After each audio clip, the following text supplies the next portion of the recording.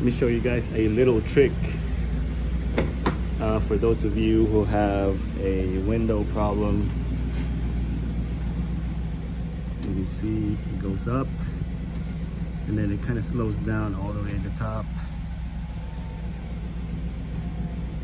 You see how it slows down? Sometimes it's the motor going bad, the window regulator, or you can just try to spray WD-40 here all the way up top. Same over here.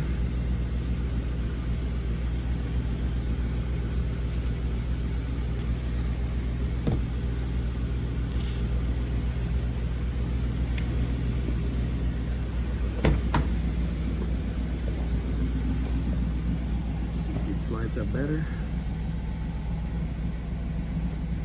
It's a little better, still getting stuck, but keep sliding it up and down.